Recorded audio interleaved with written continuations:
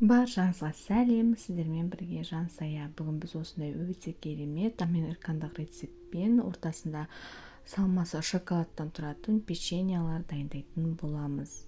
Менің арнамнан түрлі рецепттерді табасыздар, сондықтан жіберіп алмас үшін жазылып қойыңыздар. Печеньяны дайындау үшін ең алдымен бөлме температурасында еріп тұрған сары майымызға қантымызды қосып, жақсылап тұрып екеуі біріккенше жақсылап араластырып аламыз. Видеодағыдай венчикпен не болмаса миксермен араластырсаңыздар болады.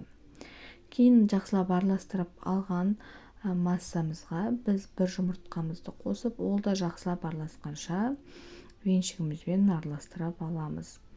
Дәл осы массамызға біз татымына қарай тұзымызды және де електен өткізілген ұнымызды және разрыхлитель, яғни қопсытқышымызды қосып, жақсылап тұрып қамыр, біркелкі қамыр пайда болғанша араластырамыз, яғни қолға жабыспайтын, бірақ қатты емес қамыр пайда болуы қажет.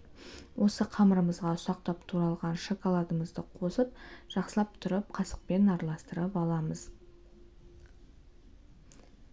Кейін араластырған массамызды біз арнайы пергамент төселген ыдысымызға бір ас қасық етіп салып, бетін тегістеп алып шығамыз. Яғни видеодағыдай бір ас қасықтан салып шығамыз.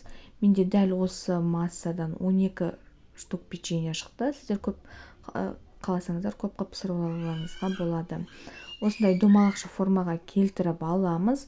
180 градуста 20 минуттай пісіреміз. Яғни беті емес, асты кішкене қызару керек, беті қызармауы керек, әйтпесе ол кеуіп кетуі мүмкін.